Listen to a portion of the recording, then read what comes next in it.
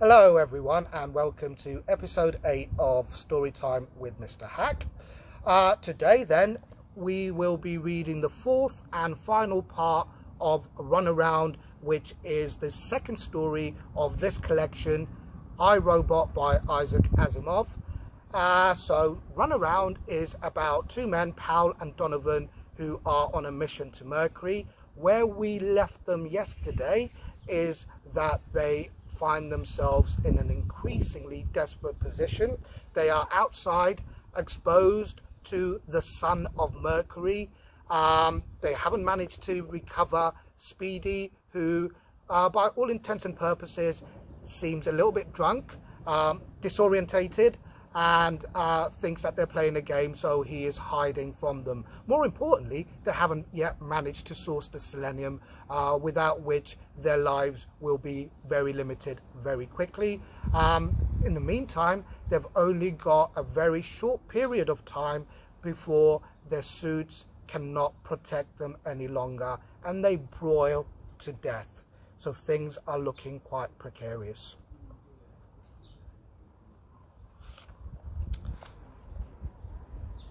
The sun was hotter than ever, and Powell felt a maddening itch in the small of his back. Imagination, probably, or perhaps hard radiation beginning to tell even through the inso-suit.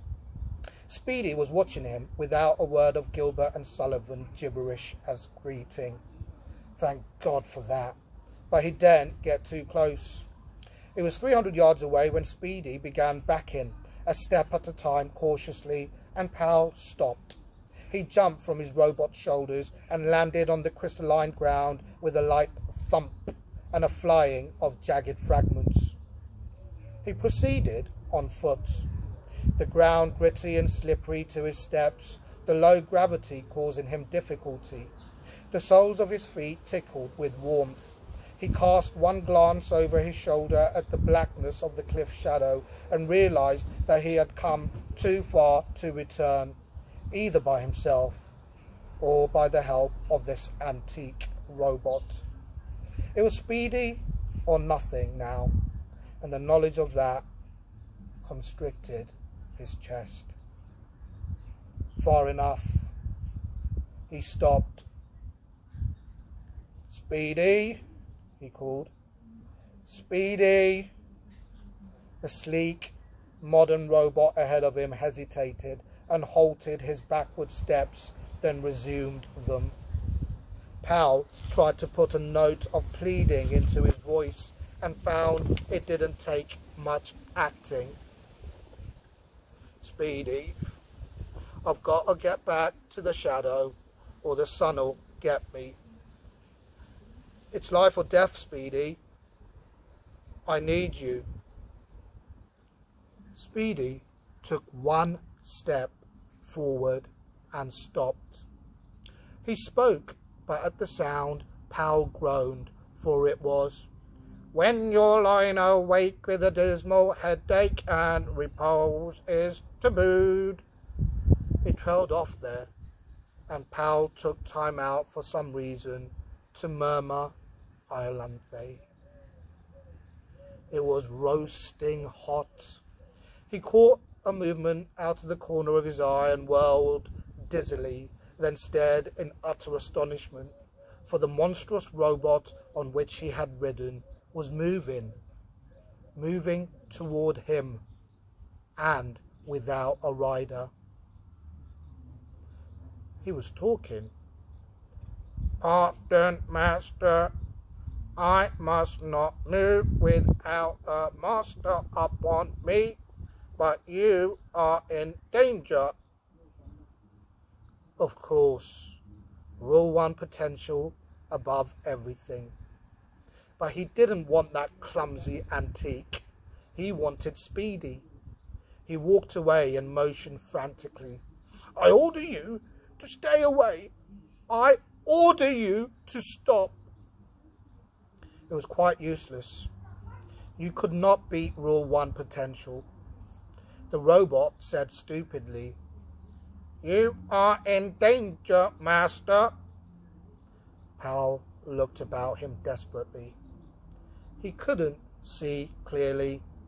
His brain was in a heated whirl. His breath scorched when he breathed, and the ground all about him was a shimmering haze.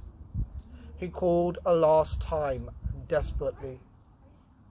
Speedy, I'm dying, damn you. Where are you? Speedy, I need you. He was still stumbling backward in a blind effort to get away from the giant robot he didn't want, when he felt still fingers on his arms and a worried, apologetic voice of metallic timber in his ears. Holy smokes, boss, what are you doing here, and what am I doing? I'm so confused. Never mind, murmured Powell weakly. Get me to the shadow of the cliff, and hurry. There was one last feeling of being lifted into the air and a sensation of rapid motion and burning heat, and he passed out. He woke with Donovan bending over him and smiling anxiously. How are you, Greg? Fine, came the response. Where's Speedy? Right there. I sent him out to one of the other selenium pools with orders to get the selenium at all costs this time. He got it back in 42 minutes and 3 seconds. I timed him. He still hasn't finished apologizing for the runaround he gave us. He's scared to come near you for fear of what you will say. Drag him over, ordered Powell. It wasn't his fault. He held out a hand and gripped Speedy's metal paw. It's okay, Speedy. Then to Donovan. You know, Mike, I was just thinking. Yes? Well, he rubbed his face. The air was so delightfully cool. You know that when we get things set up here and Speedy put through his field tests, they're going to send us to the space stations next. No. Yes. At least that's what old lady Calvin told me just before we left. And I didn't want to say anything about it because I was going to fight the whole idea. Fight it? Cried Donovan. But I know. It's all right with me now. 273 degrees centigrade below zero. Won't it be a pleasure? Space station, said Donovan. Here I come. Okay, so that is the end of the story. Obviously, it is called The Runaround because Speedy, completely unintentionally, has caused Donovan and Powell the right old runaround. The key thing, though, is that the first rule overrides the other 2 rules, and Speedy comes to their rescue. So all's well that ends well.